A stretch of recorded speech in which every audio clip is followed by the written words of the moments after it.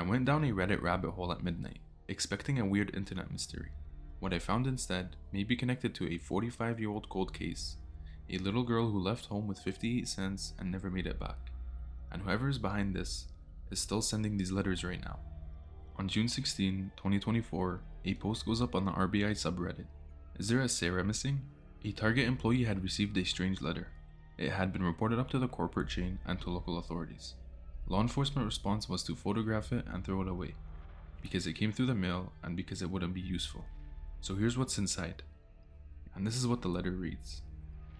Target department stores sell many high quality products.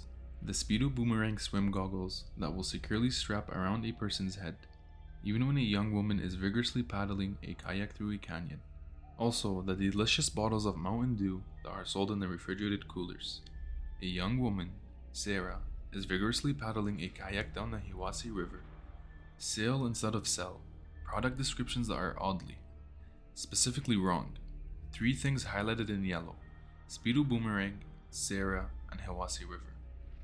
2 photographs included, both printed on photomat paper, not a home printer. Someone physically took these to his store. The first, a red Toyota Matrix at an auto show. The second, Speedo Boomerang goggles in their original Target packaging.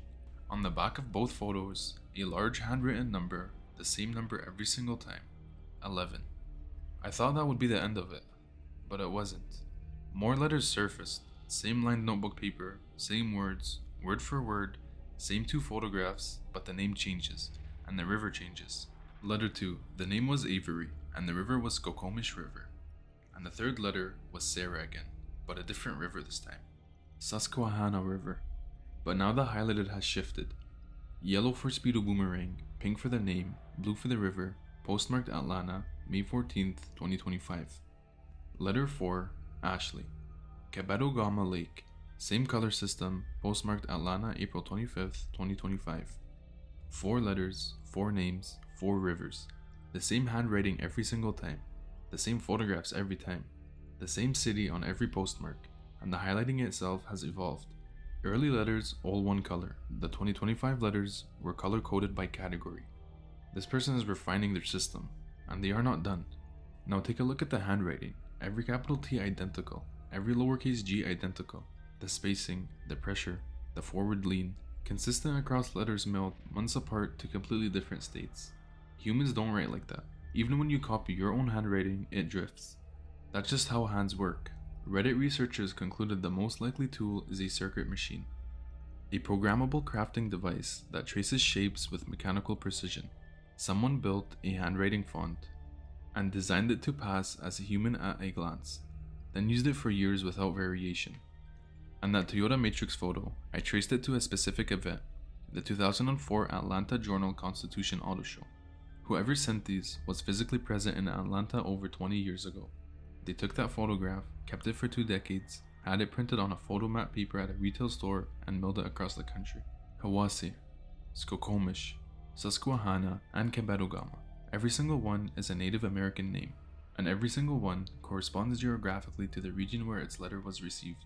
The Skokomish is in Washington, letters went to Washington. Cabetogama is in northern Minnesota, letters came from that region. The Susquehanna runs through Pennsylvania. The Hiwassee flows through eastern Tennessee into Georgia. These aren't random rivers, they match the destinations. Someone was building a map, 1 letter at a time, and one of those is not just a name. Avery Verney Shorts. Everyone who loved her called her Peaches. She was just 6 years old. December 26, 1980, the day after Christmas. Peaches left her apartment in South Knoxville with 58 cents in her pocket to go buy her mother a Coke, and she never made it back. 13 months later, a rabbit hunter's dog found her in Blunt Country, buried under a cattle chute. Her coat is still buttoned, the ribbons her mother had tied in her hair that morning, still in a bow. A wire was wrapped around her neck.